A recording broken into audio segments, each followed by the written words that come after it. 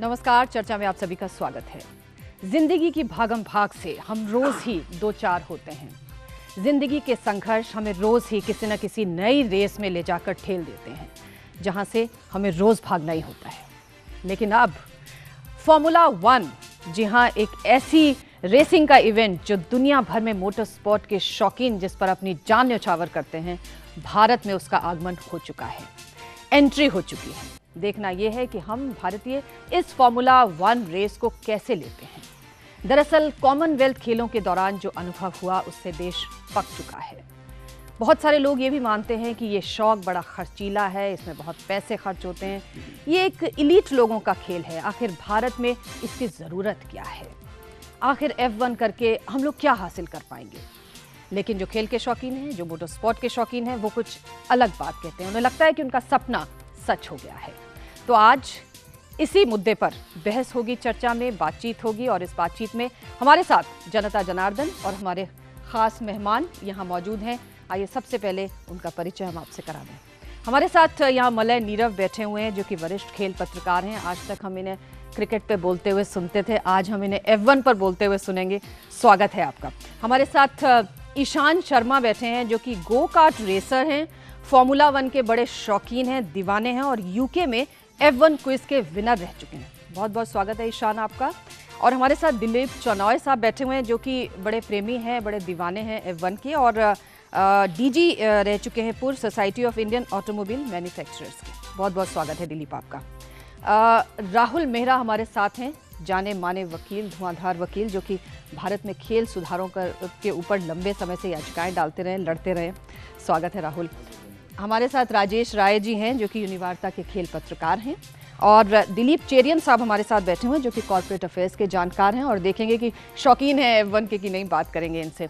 लेकिन इस सबसे पहले हम इनसे बातचीत शुरू करें। आइए ज़रा निगाह डालें, ये F1 का पूरा कारोबार क्या है, ये दीवानगी, ये शौक, ये रेस आखिर क्या है?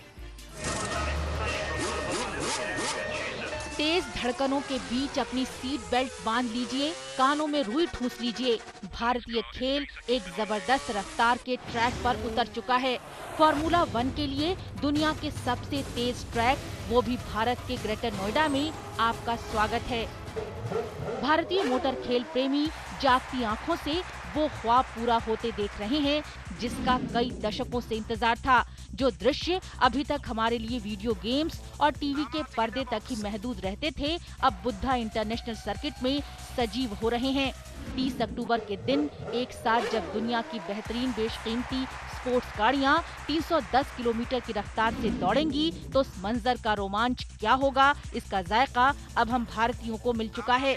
लेकिन इस रफ्तार के रोमांच की एक बड़ी कीमत भी है, जिसे पहले पहल एक प्राइवेट प्लेयर जेपी ग्रुप ने 2000 करोड़ खर्च करके चुकाई है। दांव भविष्य की उन कारोबारी संभावनाओं पर टिका है, जिसमें 5000 एकड़ में एक शहर, खेल परिसर, टाउनशिप, मनोरंजन और वाणिज्यिक केंद्र और प्रशिक्षण अकादमियां प्रस्तावित हैं। टिकट महंगे हैं, 2500 से 35,000 के बीच।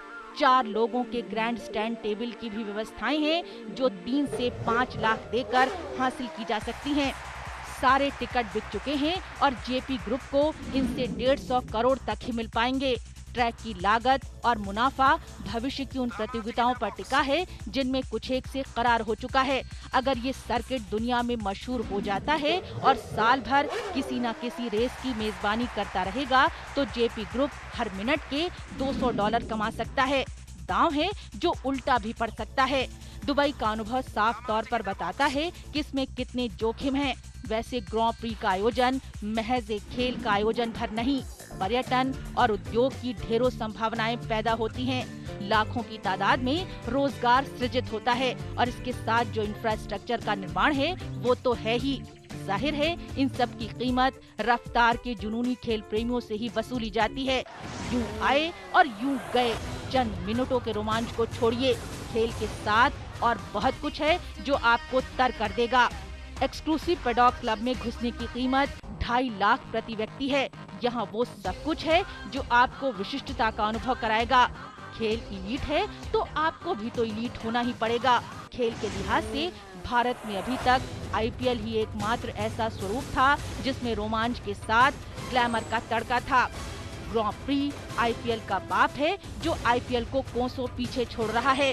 खेल के नाम पर एक ऐसी तड़क भड़क और उपभोग की संस्कृति पनपा रहा है जो महज रईसजादों को ही मुमकिन है।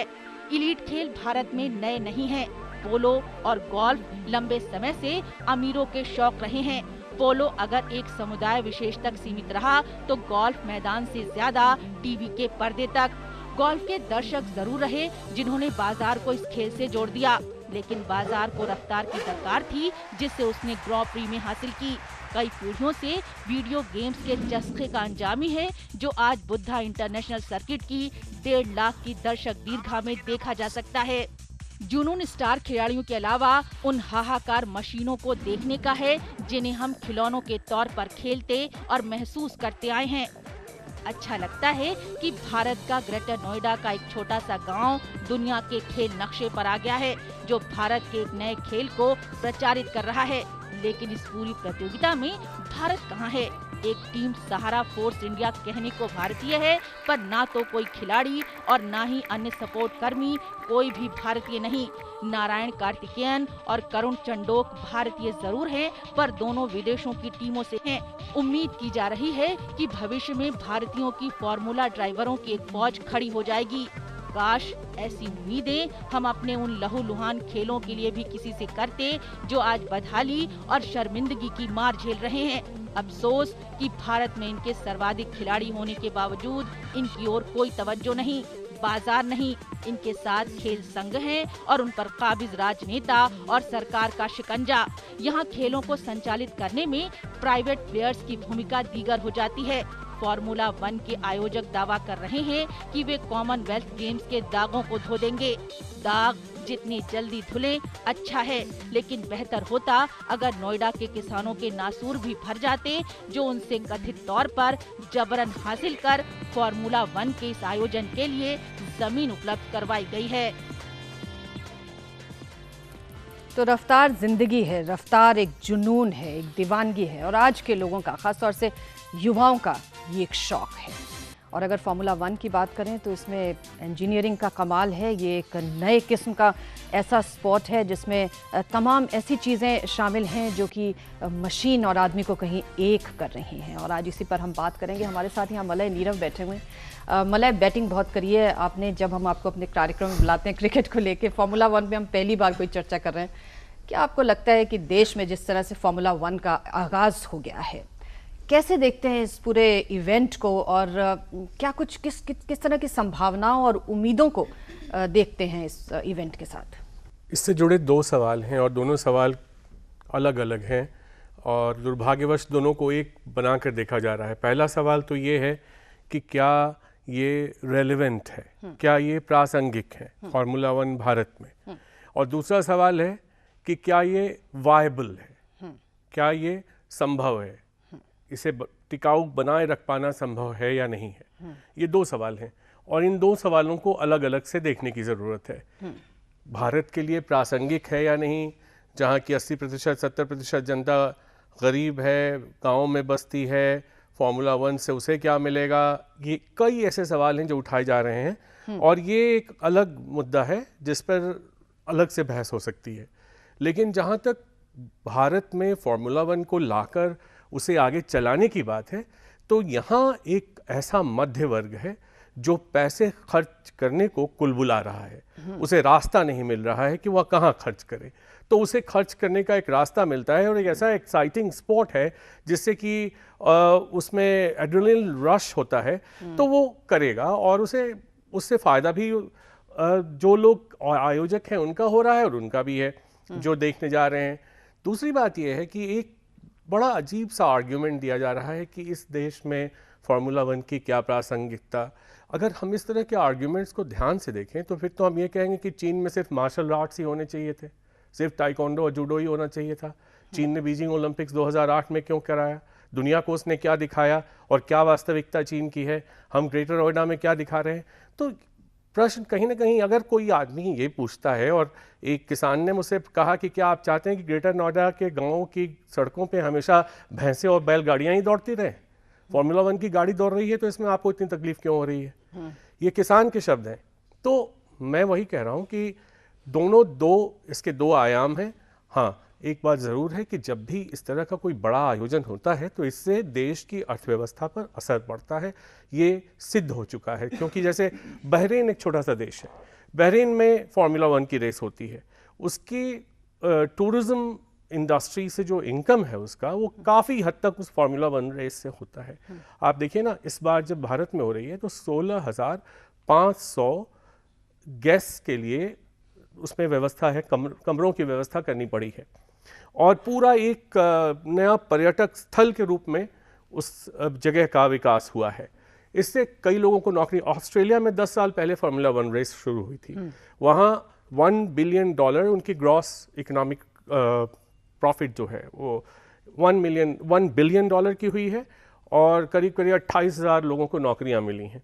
ये भी वो चीज़ें हैं जिन पे आपको ध्यान देना होगा कि अगर फार्मूला 1 का रेस कराकर आपको भारत में लोगों को नौकरियां देने का मौका मिलता है, पर्यटन उद्योग को बढ़ावा मिलता है, और उससे अर्थव्यवस्था मजबूत होती है, और ख़ासकर जब एक निजी संस्था उसमें पैसा डाल रही है, और अब जबकि अदालत ने कई सवाल उठाए हैं, सरकार ने सवाल उठाए हैं कि उन्हें छूट क्यों दी जाए करों की, और कर अगर आते हैं, राजस्व की वसूली होती है तो उससे भी सरकार को पैसा मिलता है, तो इसमें कोई बुराई नहीं है मेरे ख्याल से। ओके, हमारे साथ यहाँ ईशान शर्मा बैठे हुए हैं जो कि बड़े शौकीन हैं फार्मूला 1 के और ख़ुद भी गो कार्ट रेसर हैं। क्या मानते हैं ईशान, आप लोगों की तो ऐसे लग रहा है जैसे लॉटरी खुल गई। अभी तक तो सिर्फ टीवी के स्क्रीन पर देखते थे, अब बिल्कुल अपने कहते हैं ना बगल में ही ऐसा ट्रैक बन गया, वर्ल्ड क्लास, इंटरनेशनल क्लास। तो आप लोग जो शौकीन लोग हैं, जो यंग लोग हैं, युवा लोग हैं, जो चाहते हैं कि इस तरह की चीज़ें भारत में, उनके लिए कितना बड़ा सपना है जो सच हो गया है? बहुत बड़ा सपना है ये जो आज साकार हो गया है। बहुत टाइम से इस चीज़ को प्लान किया गया था, और ये प्रपोज़ल 1997 में स्टार्ट हुआ था जब आंध्र प्रदेश गवर्नमेंट ने इसका इनिशियलाइजेशन किया था, पर अनफॉर्चुनेटली फाइनेंशियल रेगुलेशंस की वजह से उस टाइम ये प्रपोज़ल सक्सेसफुल नहीं हो पाया। तो finally 14 years after JP has done it, और ये बहुत ही खुशी की बात है, और मेरे और thousands of other motor sports enthusiasts के लिए बहुत ही आज खुश की बात है कि F1 हो रही है। जी, पर अपनी तो कोई उस जो टीम है आपकी सहारा इंडिया फोर्स, उसमें तो कोई हिंदुस्तानी तो नहीं है। क्या आपको लगता है कि हिंदुस्तानियों को अभी जल्दी मौका मिलेगा, अभी बहुत इंतजार करना पड़ेगा कि फार्मूला 1 की रेस में वो भी कहीं शामिल होंगे? फार्मूला 1 फोर्स इंडिया जो है उसका थोड़ा सा अलग प्लानिंग है। अभी उन्होंने इंडियन ड्राइवर्स को रिक्रूट नहीं करा है, लेकिन आप ओवरऑल देखेंगे तो हमारे 2 इंडियन ड्राइवर्स नरेन कार्तिकेयन और करुण चंदोक फार्मूला 1 में बहुत एक्टिवली इन्वॉल्व है।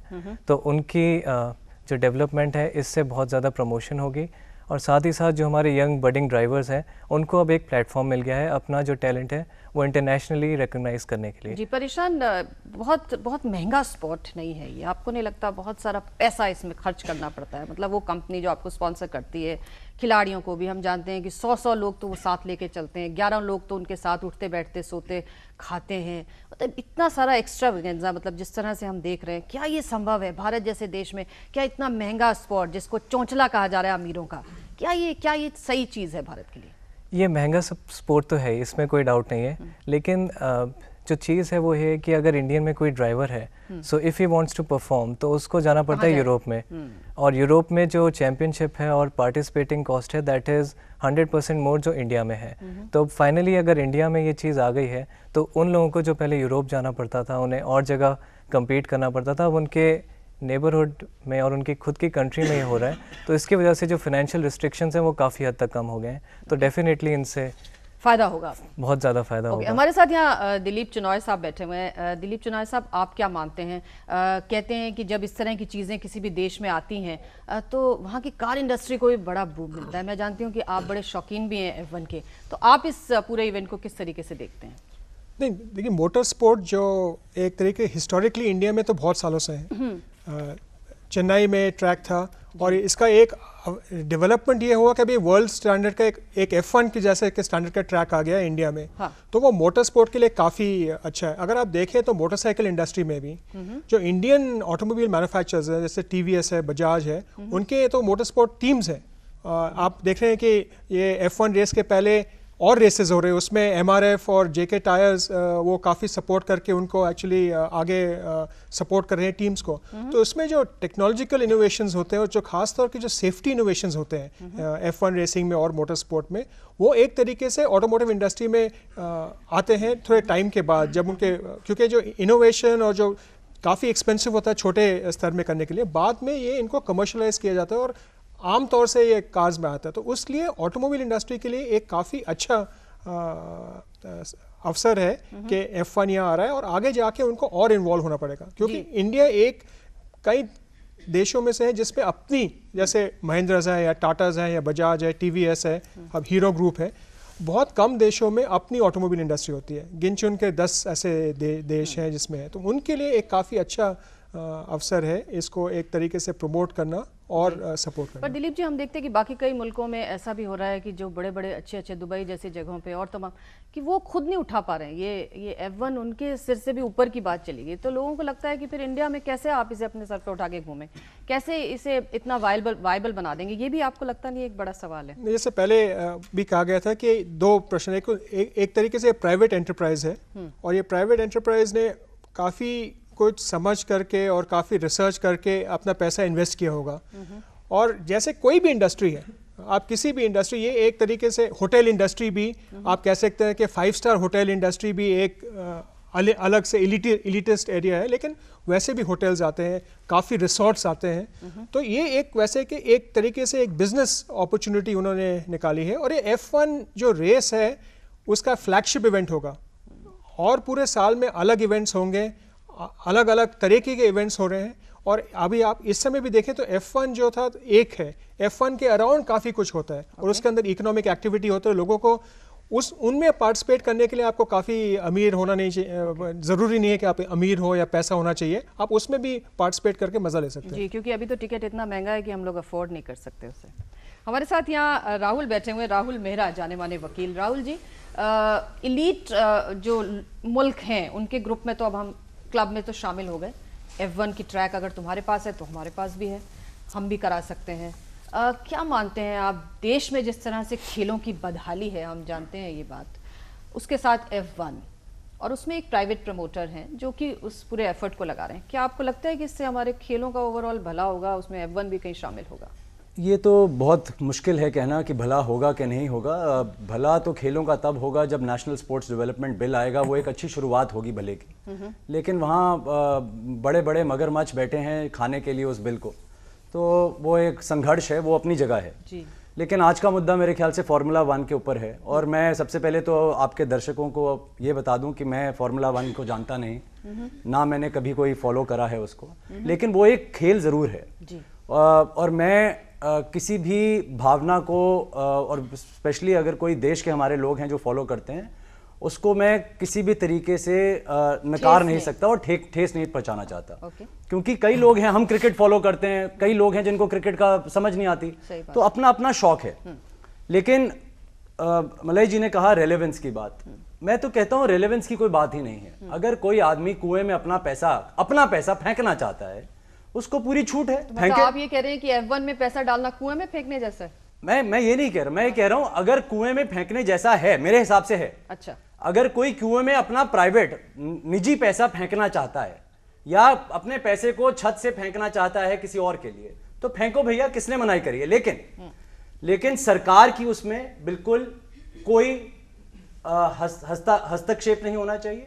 सरकार को उसको कोई बेनिफिट नहीं देना चाहिए। सरकार को उसको दूसरी स्पोर्ट्स की तरह अडॉप्ट नहीं करना चाहिए, क्योंकि सरकार के पास बहुत और 66 ऐसे खेल हैं जिसको वो संभाल नहीं पा रही, जिसके प्रति जो ग्रास रूट लेवल पे उसका बढ़ावा होना चाहिए वो हो नहीं पा रहा। तो मैं आपको 2 इसमें उदाहरण देता हूं निजी पैसे के बारे में। सबसे पहले ये कहना कि उन्होंने रिसर्च करी, बिल्कुल करी होगी क्योंकि प्राइवेट पैसा है। वो रिसर्च क्या थी और सिर्फ ग्रेटर नोएडा में क्यों आया और सिर्फ जेपी ने क्यों लिया और मायावती की गवर्नमेंट ने क्यों दिया, ये बहुत बड़ा एक मुद्दा है। इसके पीछे भी रिसर्च करी जाए कि ये जमीन जो है 2500 एकड़ की, ये क्यों दी गई। ट्रैक तो सिर्फ 877 एकड़ में आना था, तो बाकी जो 1700 एकड़ है वो कहां जा रहा है, वो कौड़ी के भाव दिया गया कि नहीं दिया गया, और अगर दिया गया तो उस कौड़ी के भाव के जमीन के ऊपर क्या आएगा, क्या फार्मूला 1 आएगा या क्या होटल बनाए जाएंगे, क्या इंडस्ट्री को उस पर डेवलप किया जाएगा और क्या वहां पैसा कमाया जाएगा। मुझे नहीं लगता फार्मूला 1 में हिंदुस्तान में पैसा कमाया जाएगा। कमाया जाए तो उनकी अच्छी बात, वो कमाएं जितना कमाना चाहते हैं। लेकिन उदाहरण के तौर पे आपको देता हूं कैसे लोगों में एक माइंडसेट है, मैं आपको दिखाता हूं, जो कि फार्मूला 1 भी चला रहे हैं उनके लिए भी है। एक बहुत ही अच्छे मंत्री हैं स्पोर्ट्स मंत्रालय में जिनका नाम है अजय माकन।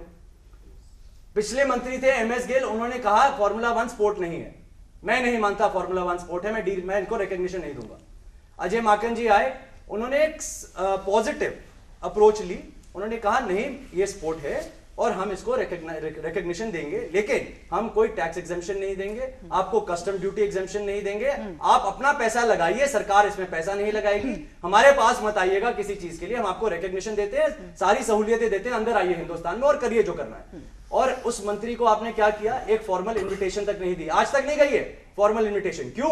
क्योंकि बड़े बड़े लोग बैठे हैं, अपनी प्राइवेट एंटरप्राइज है, लोग शाहरुख खान को बुला सकते हैं, सचिन तेंदुलकर को बुला सकते हैं, खेल मंत्री जो है वो उनके लिए रेलेवेंट नहीं है। लेकिन जब आपको एग्जेम्पशन चाहिए, बयान आते हैं कि खेल मंत्रालय एग्जेम्पशन क्यों नहीं दे रहा, हिंदुस्तान में एग्जेम्पशन क्यों नहीं दे रहा, आप कोर्ट कचहरी लेकर जाते हैं, तो दो डुप्लीकेट पर्सनालिटीज हैं, डबल स्टैंडर्ड्स हैं लोगों के।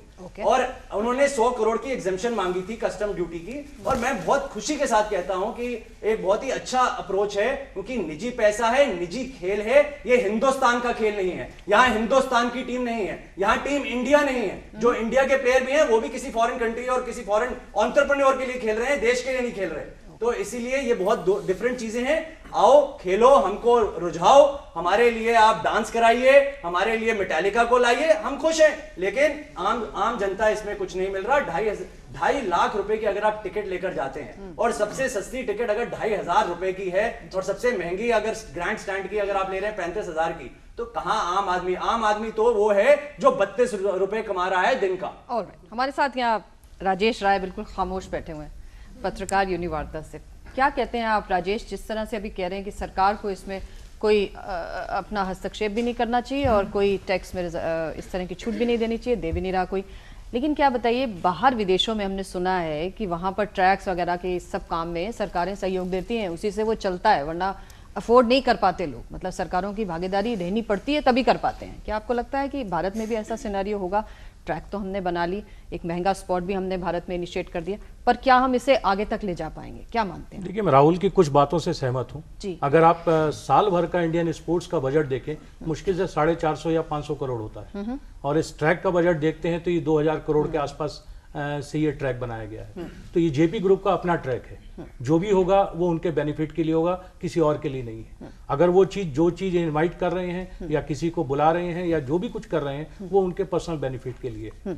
एक कोई भी नया स्पोर्ट्स होता है उसकी कहीं ना कहीं शुरुआत तो हो जाती है। तो मोटर रेसिंग भी भारत के लिए एक नया स्पोर्ट्स था, एक शुरुआत कहीं होनी थी, वो ग्रेटर नोएडा में हो गई। अगर इससे पहले अगर आप हिंदुस्तान में आसपास देखें तो बहुत हद तक चेन्नई में और एक कोयम्बटूर में, जहां पर 2 रेसिंग ट्रैक हैं, और वो कोई बहुत बढ़िया रेसिंग ट्रैक नहीं माने जा सकते हैं इंटरनेशनल स्टैंडर्ड के लिहाज से, जहां नेशनल रेसिंग चैंपियनशिप वगैरह होती है। तो यहाँ एक फार्मूला 1 के लिए ये कहा जाता है कि ये कलमाडी साहब ने इसकी सबसे पहले पहल की थी। हाँ बिल्कुल, फार्मूला 1 को भारत में लाए। खैर जेपी ग्रुप के इस समय जो ऑर्गेनाइजर है वो मना करते हैं कि कलमाडी साहब का इसमें कोई आता, जो कुछ किया उन्होंने खुद किया है। तो फार्मूला 1 का एक सर्किट बनाया है, बहुत बढ़िया सर्किट है।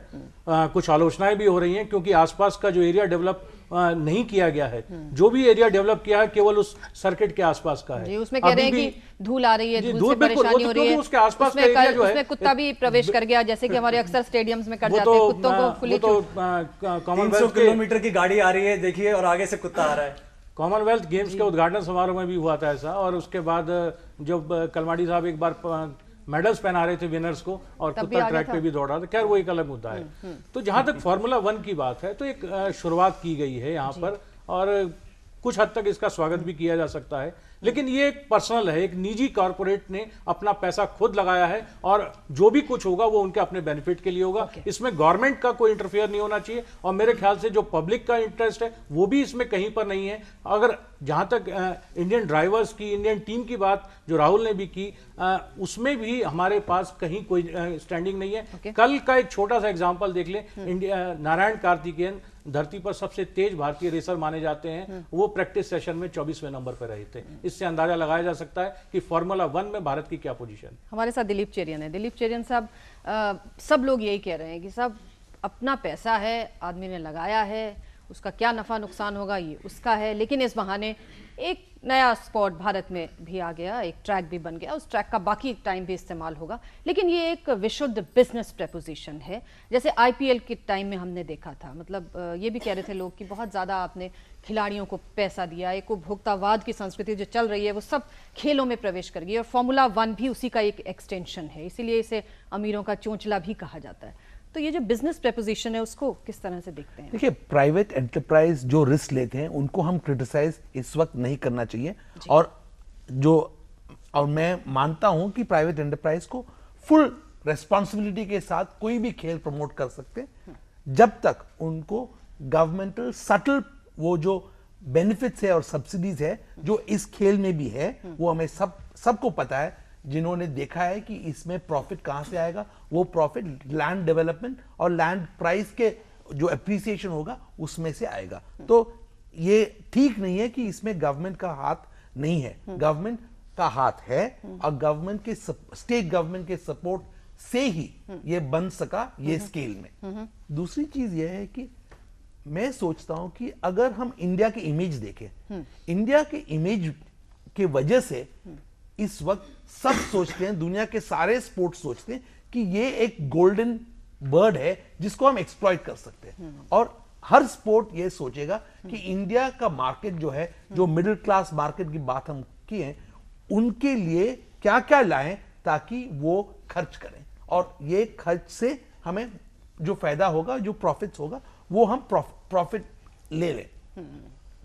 इसमें भी मुझे कोई इतराज नहीं है कि जो आए प्रॉफिट करें, ठीक है। पर इंडिया के अगर इस वक्त हम स्टेटस देखें, इंडिया को एफर्ट करना चाहिए और प्रमोट करना चाहिए जिन स्पोर्ट्स जहां मास पार्टिसिपेशन हो, जहां एक इंक्लूसिव जो तरह का जो स्पोर्ट्स है।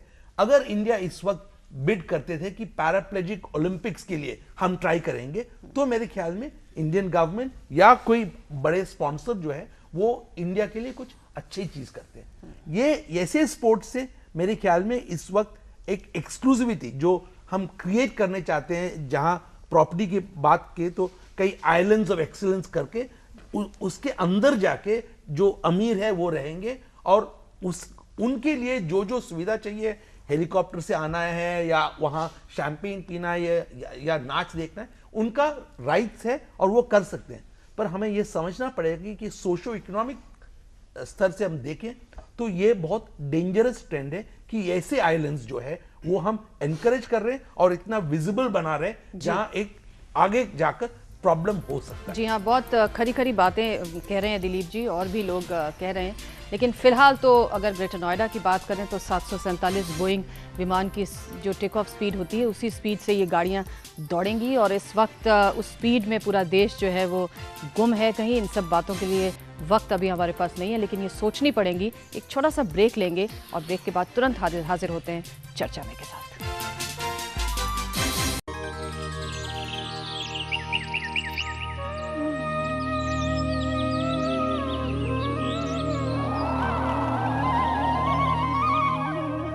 मैं तो सीधी सीधी बात करने वाला आदमी हूँ कि जिस जगह पे सत्य है वहाँ खुदा है, जिस जगह पे अहिंसा है वहाँ ईश्वर है।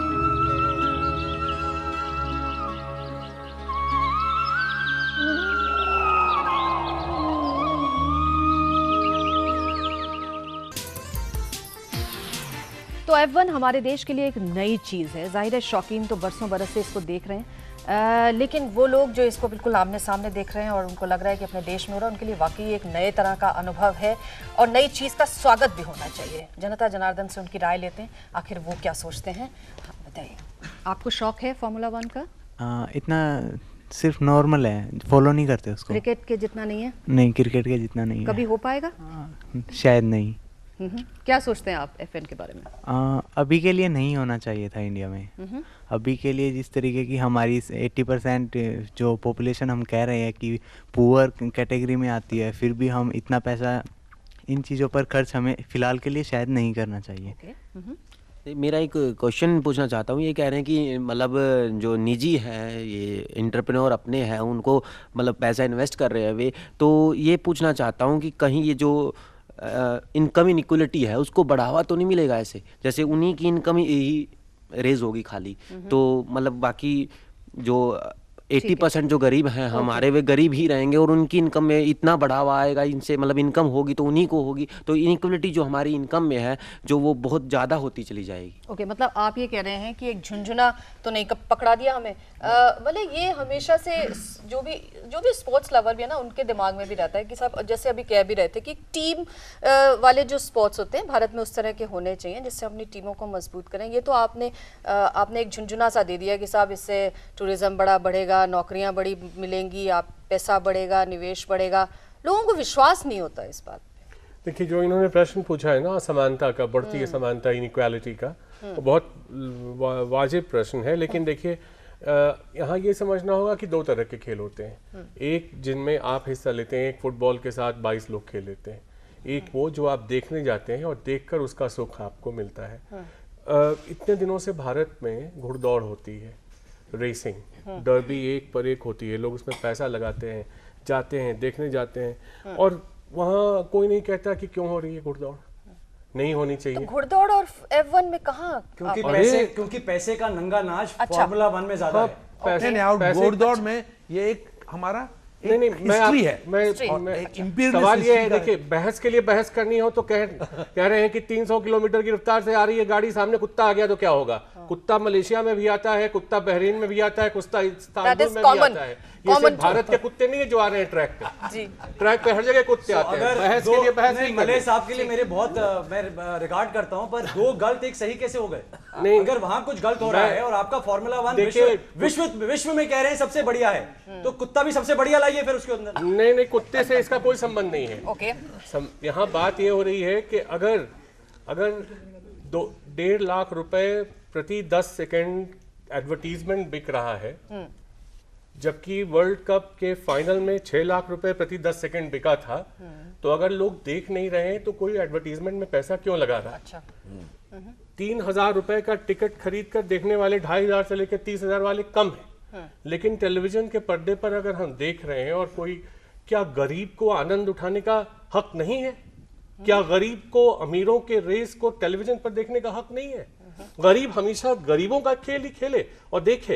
इस हिसाब से तो कबड्डी कभी होनी नहीं चाहिए थी भारत के बाहर कहीं एशियाई खेलों में। पर गरीब तो देख रहा है, अगर हिंदुस्तान में नहीं भी हो रहा तो भी गरीब देख रहा है। देखिए, इंटरनेशनल सर्किट की सारी रेसें, पहले इनको बोल लेने दीजिए फिर मैं बोलूंगा। इंटरनेशनल सर्किट की सारी रेसें दिल्ली में दिखाई जाती है, हिंदुस्तान में दिखाई जाती है। ओके, इंडिया में आने की क्या जरूरत है? आपने पूरा कर लिया, मैं शुरू करूं? हाँ मलय जी। पूरे भारत में की धरती पर अगर गाड़ियां दौड़ रही हैं जी, भारत की धरती पर अगर दूसरे देश के जो टॉप मोस्ट ड्राइवर्स हैं वो आकर ये कह रहे हैं कि एक अनोखा अनुभव है, तो क्या इससे भारत का प्रचार नहीं हो रहा? क्या हम एक ग्लोबलाइज्ड इकोनॉमी की बात कर रहे हैं, उसमें हम भारत कैसे प्रेजेंट कर रहे हैं, कैसे शोकेस कर रहे हैं? ये बताइए, क्या मेन स्ट्रीम स्पोर्ट में आ पाएगा? क्या आपको लगता है कि एक इंटरनेशनल रिकॉग्निशन भी मिलता है जब आप इस तरह के खेलों का आयोजन करते हैं? क्योंकि कुछ ही देश हैं जो ये सब कर पाते हैं। क्या ये भी एक फायदा नहीं है F1 अगर भारत में होता है? क्या कहते हैं आप? देखिए, इसके दो एक जो डिस्कशन हो रहा है ना, एक तरीके से इसका एक इम्प्रेशन दिया जा रहा है कि मोटर रेसिंग पहले दफ़े इंडिया में की जा रही है। मोटर रेसिंग इंडिया में काफ़ी सालों से है, और जैसे उन्होंने कहा कि कोयम्बटूर और श्रीपेरुम्बदूर में ट्रैक्स हैं, तो वो एस्पिरेशन वो बहुत लोग करते हैं। आप अगर 1982 या 83 या 85 में देखें तो वहाँ पे कौन से कार्स रेस करते थे? Maruti 800, Farad Bathena was the champion in that time running in the Maruti 800। तो ये अभी एक दूसरे लेवल पे ले गया। अगर आप कह रहे हैं कि हम अपने देश को एक दूसरे लेवल में ले जाना चाहते हैं, तो ये उसका एक हिस्सा है, उसका एक रास्ता है, उसको अपने कंट्री को प्रोजेक्ट करना और कहना कि हम भी कर सकते हैं, जो दुनिया कर सकते हैं हम भी कर सकते हैं और शायद प्रॉफिटेबली भी कर सकते हैं। ओके ईशान, आपको कैसा लगता है जब इतना क्रिटिसिज्म होता है इस चीज़ का, है ना, और आपको क्या फील होता है? क्या आपको लगता है कि एक स्पोर्ट लवर, एक ऐसा शख्स जो कि बहुत दीवानगी और शौक के साथ में इस चीज़ को अपने दिल से संजो के रखता है, जब इस तरह की चीज़ें होती हैं, हाउ डू यू फील, कैसा महसूस होता है आपको? नहीं, यहाँ पे काफ़ी ज़्यादा स्ट्रॉन्ग कमेंट्स आ रहे हैं, लेकिन कहीं भी अगर किसी भी कंट्री में कोई नया स्पोर्ट अगर लॉन्च किया जाता है तो ऑब्वियसली उसकी जो शुरुआत है उसमें थोड़े से हर्डल्स आते हैं जो यहाँ पे भी आए, और the best thing is that कि अब वो हर्डल्स काफ़ी ज़्यादा क्रॉस हो चुके हैं और फाइनली अब जो रेस है स्मूथली ऑर्गेनाइज हो गई है। तो इससे जो डेवलपमेंट है और एम्प्लॉयमेंट की जो बात है, एवरीथिंग जो इसमें कवर होता है। जो ट्रैक है बहुत सेफ़ है, मोटर स्पोर्ट्स के लिए one of the world's best track है। जो इसके लिए जो डिज़ाइनर हैं ट्रैक के, mister Hermann Tilke, he is one of the world's famous racing designers, तो उन्होंने इसको डिज़ाइन किया है और ऑल ओवर जो वर्ल्ड है उसमें अब इंडिया की प्रोजेक्शन बहुत ही ज़्यादा पॉजिटिव वे में इस माध्यम से जा रही है। Okay, alright. क्या एक सेकंड में सिर्फ 10 सेकंड के आपको इसका एक सोल्यूशन देना चाहता हूँ कि सरकार को, अगर सरकार चाहे तो ये जो इनइक्वालिटी की बात हो रही है वो हट सकती है।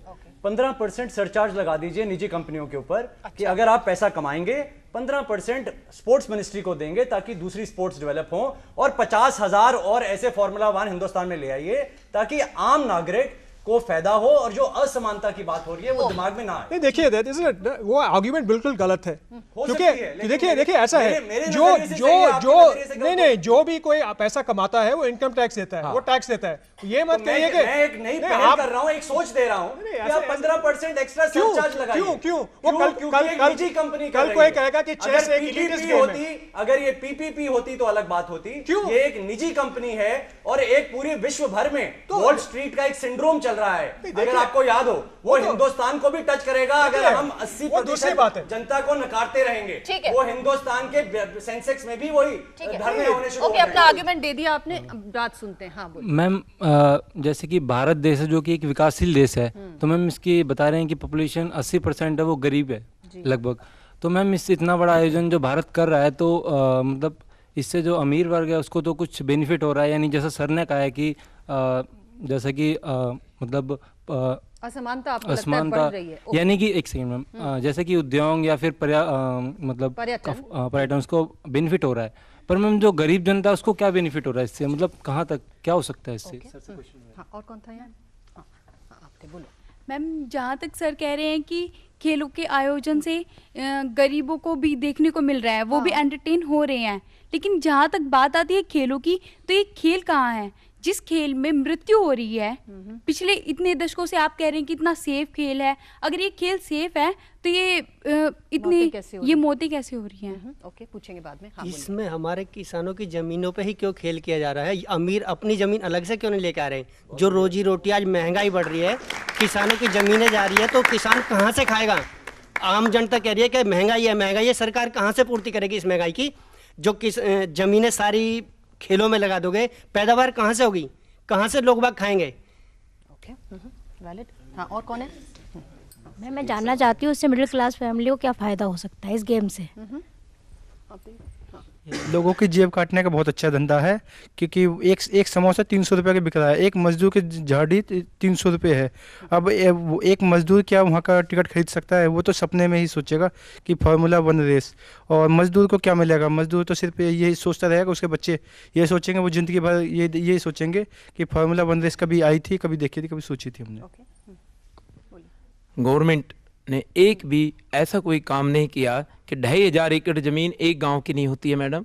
पूरे कई गांव शामिल होते हैं, वहां जाकर के आप देखेंगे ट्रैक तो बहुत अच्छे बन गए हैं जहां रेसिंग हो रही है, लेकिन उसके आसपास जो गांव हैं उनके अंदर ना सीवर्स हैं ना नालियां हैं, जो कि एक सरकार ने अपने आंखों पे पट्टी डाली हुई है और वहाँ किसी का भी ये ध्यान नहीं है। पीछे जाके आप देखिए, और आप ही टीवी के माध्यम से आप चैनल्स के लोग वहाँ जाते हैं, मैं वहाँ रहता हूँ, एक अगर कहीं से गाड़ी नहीं निकल सकती, गांव में आदमी का एंट्रेंस का रास्ता नहीं है, क्या वो यूपी सरकार का गांव नहीं है? तो वहाँ भी फैसिलिटी होनी चाहिए, और किसानों के लिए कोई फ़ायदा 1% भी नहीं पहुँच पा रहा है। ओके, इनको माइक दीजिए। मैम, इसको फार्मूला 1 ना कह के अगर हम फ्रॉड 1 कहें तो कैसा रहेगा? ये तो कुछ ज़्यादा तल्ख आपने टिप्पणी कर दी, इतनी तल्ख क्यों हो रहे हैं आप? हाँ बताइए, बस लास्ट यहाँ से। मैम ये कह रहे हैं कि हमारी जो गवर्नमेंट है वो बोलती है अगर इकोनॉमिक अगर हमने मतलब ग्रोथ लेके आनी है तो एग्रीकल्चर सेक्टर को बढ़ावा देना होगा हमें।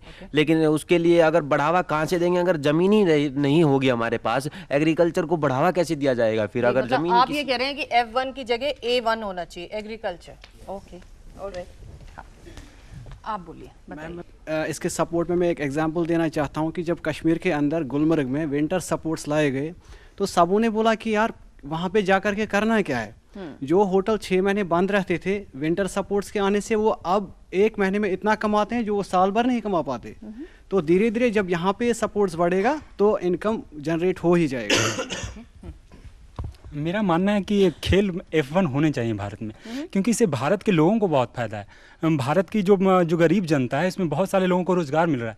तो जैसा कि मलय सर ने कहा कि बहुत लोगों को रोज़गार मिल रहा है, भारत में निवेश आ रहा है, भारत में पर्यटन की संभावनाएं बढ़ रही है, तो भारत के लिए बहुत बेहतर है, मेरे अनुसार से बहुत बेहतर है। ओके, हाँ आप बताइए, आपको शौक है देखने का? हाँ जी बिल्कुल, मेरे को बहुत शौक है। और यहाँ पे मैं ये बोलना चाहूँगी, जब एक इशू आया था कि वेदर फार्मूला 1 है भी नहीं, स्पोर्ट्स है कि सिर्फ एक एंटरटेनमेंट है, तो मैं इसमें ये कहना चाहती हूँ कि जो इसमें ग्लैमर है उससे तो ये बिल्कुल एंटरटेनमेंट इंडस्ट्री का ही पार्ट है, लेकिन जो इसमें फिजिकल एंड्योरेंस और स्टेमिना है तो ये ऑफकोर्स स्पोर्ट्स है, और ये हमको एक मैप पे प्लेस करता है, मोटर स्पोर्ट्स के वर्ल्ड मैप पे। तो why not, it should be here.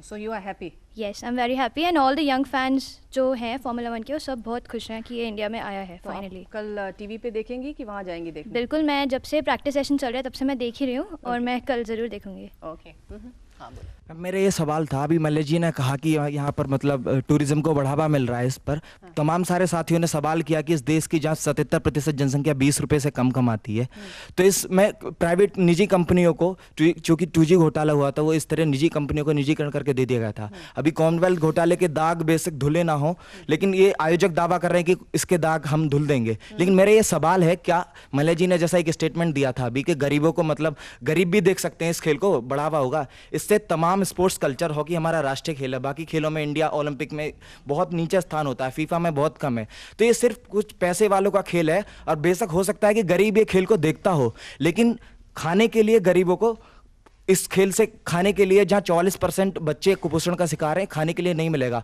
और जबरदस्ती किसानों की भूमि का अधिग्रहण किया जा रहा है, इसका जवाब कौन देगा? और टैक्सों में छूट भी ओके, कौन करेगा? दिलीप जी, जिस तरह से अभी बात हो रही थी कि कितने सारे खेल हैं जिनको सरकार प्रोत्साहन देती है, अब ये एक खेल है जिसको एक प्राइवेट सेक्टर प्रोत्साहन दे रहा है, और उनका ये भी कहना है कि कॉमनवेल्थ के टाइम में जो भी अनुभव था वो अब हम धो देंगे, वो जो शेम थी उसको हम साफ कर देंगे। और एक ने, क्या आपको लगता है कि ये भी एक मौका है कॉर्पोरेट लोगों के लिए, ये साबित करने का, ये दिखाने का कि हाँ हम कर सकते हैं और शायद बेहतर तरीके से कर सकते हैं? ये अपने आप में एक पॉइंट देते हैं कहीं आप? मैं ये मानता हूं कि ग्लोबल स्टैंडर्ड्स में जो है, अगर इंडियन कॉर्पोरेट सेक्टर को ये दिखाना है, ये बहुत अच्छा अपॉर्चुनिटी है। और जैसे चिनाई साहब ने कहा, ये इंडियन मोटरिंग इंडस्ट्री के लिए आगे जाकर इससे फायदा हो सकता है। मेरा ये मानना है कि ऐसी चीज़ों जहां हम जो अपने बेंचमार्क है ऊपर लगाते हैं, वो अच्छा है, क्योंकि इंडिया को भी उसी देशों में शामिल होना है जहां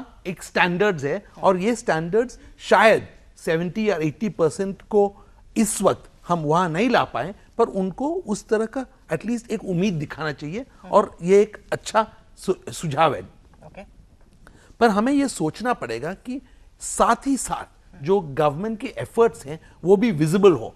जैसे उन्होंने कहा कि माकन साहब को इनवाइट नहीं किया गया, पर उस टाइम, उस वक्त जब ये गेम होगा, उसी वक्त माकन साहब गवर्नमेंट के इंसेंटिव देके पीटी उषा की एक एकेडमी है, वहां एक ट्रैक इनॉग्रेट कर रहे हैं, और मेरे ख्याल में ये सिंबॉलिक है कि वो यहां नहीं है और वहां है।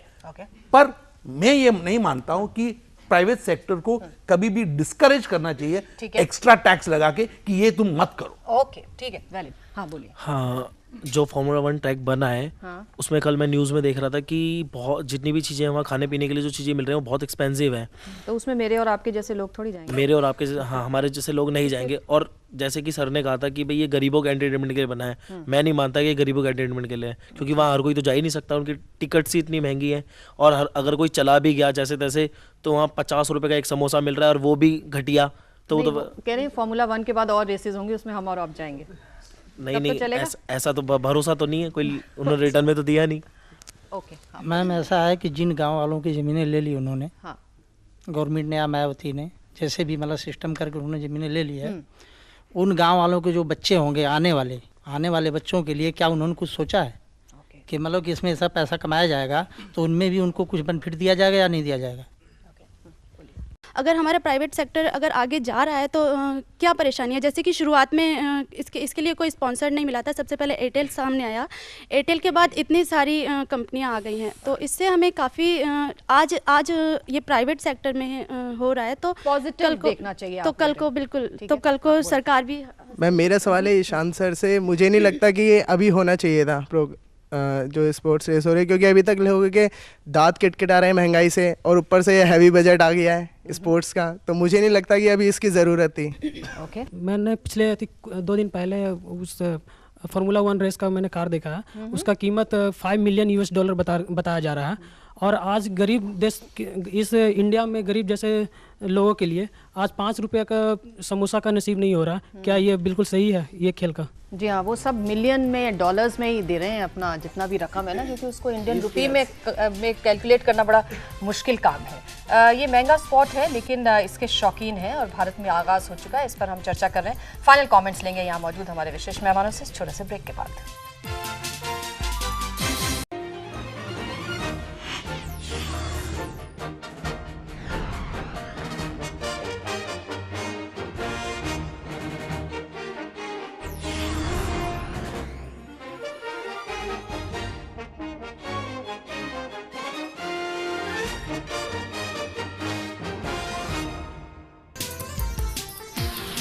चर्चा में एक बार फिर से आपका स्वागत है। तो आज हम बात कर रहे हैं F1 की रफ्तार की और भारत में इसके आगाज़ की।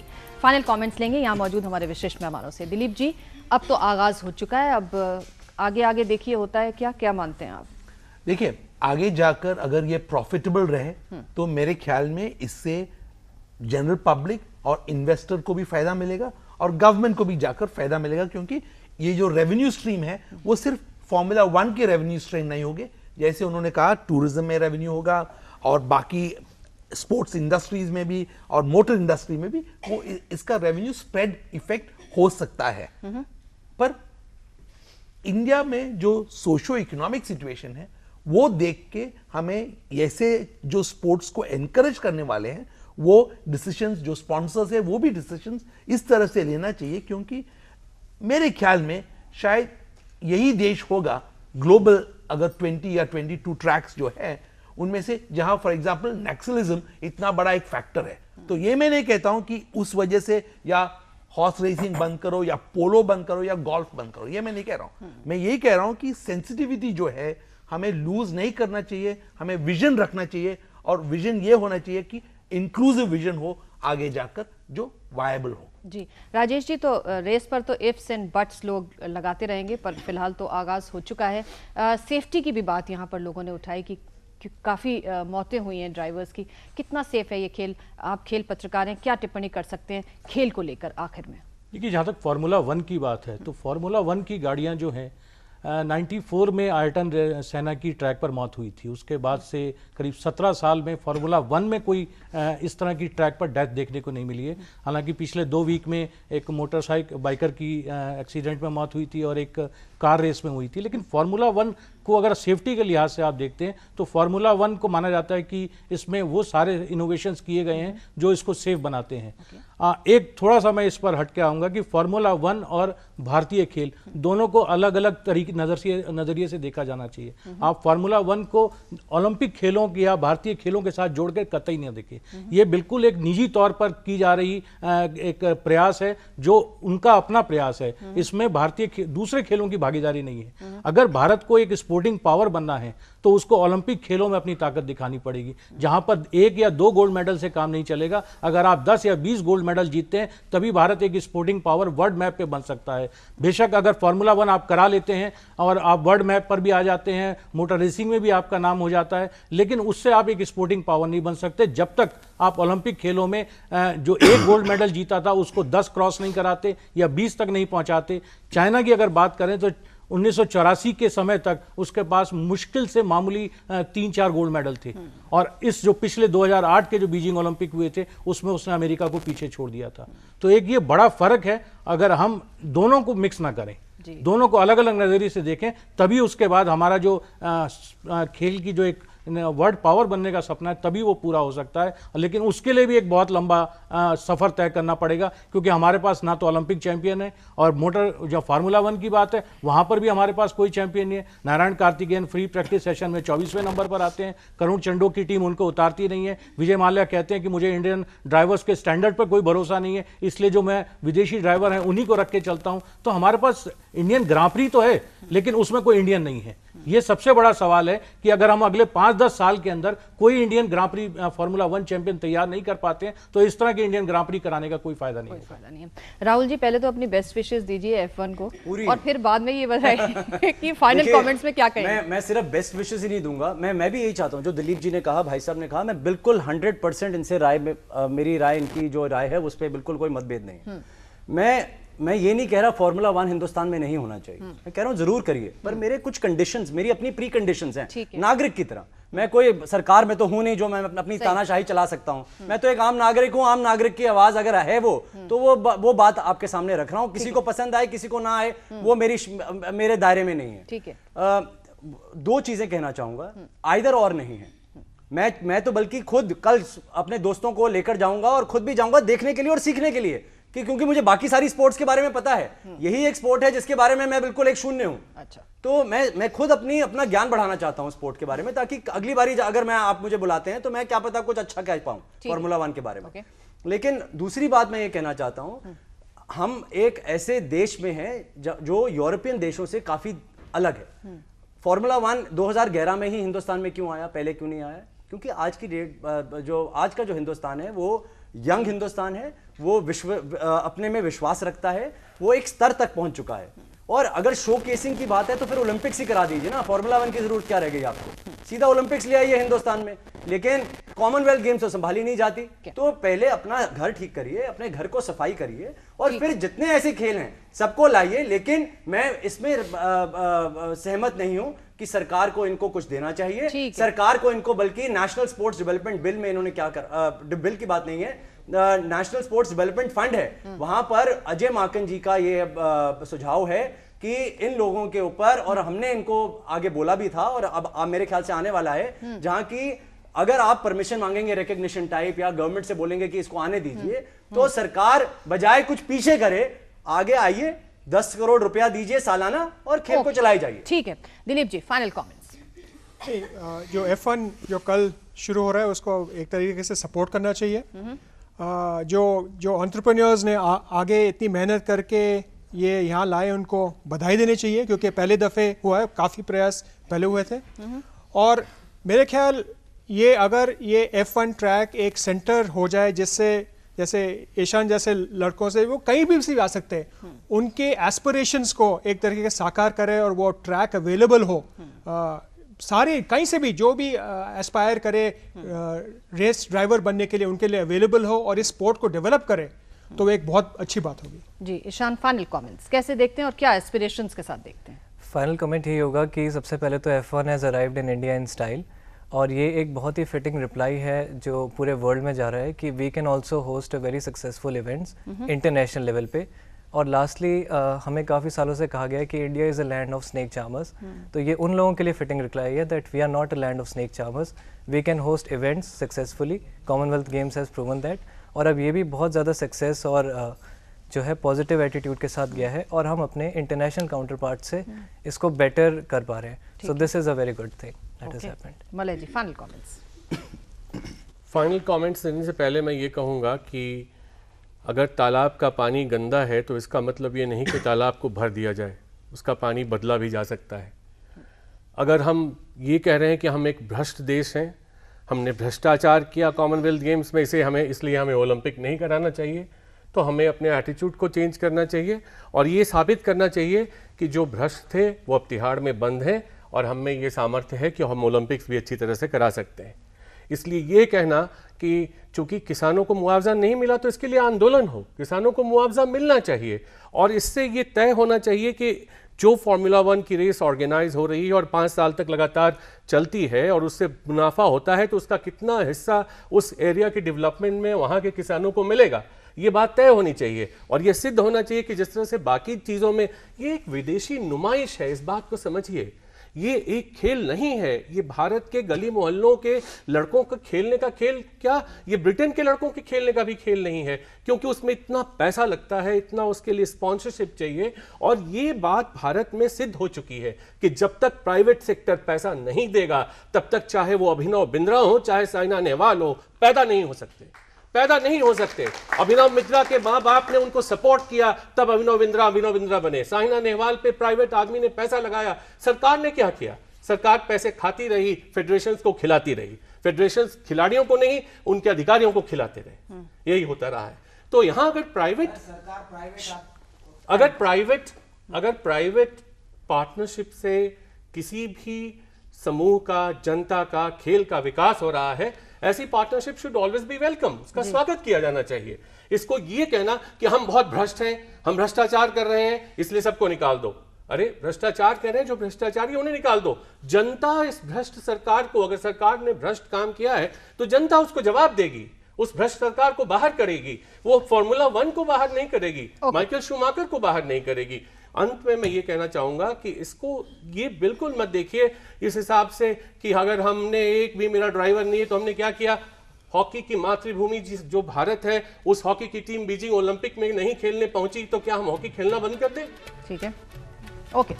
मनल ने अपनी बात कह दी और बात बिल्कुल साफ है। फार्मूला 1 का आगाज़ हिंदुस्तान में हो चुका है, इस सरजमी पर हो चुका है और हमारी शुभकामनाएं हैं F1 के ड्राइवर्स को भी और शौकीनों के लिए भी। जाहिर है उनके सपने के साकार होने जैसी बात हुई है, लेकिन प्राइवेट सेक्टर को फार्मूला 1 के साथ साथ देश में और जो खेल हैं जिनकी हालत अच्छी नहीं है, खिलाड़ियों की हालत अच्छी नहीं है, उनके सपोर्ट में भी आगे आना चाहिए, उन खेलों को भी डेवलप करना चाहिए। ये आज की सबसे बड़ी दरकार है। क्रिकेट के अलावा कोई भी खेल में प्राइवेट सेक्टर नहीं है। और इन्हीं शब्दों के साथ आज का ये कार्यक्रम हम यहीं समाप्त करेंगे। अगले हफ्ते एक नए विषय के साथ आपसे मुलाकात होगी। इजाजत दीजिए, नमस्कार।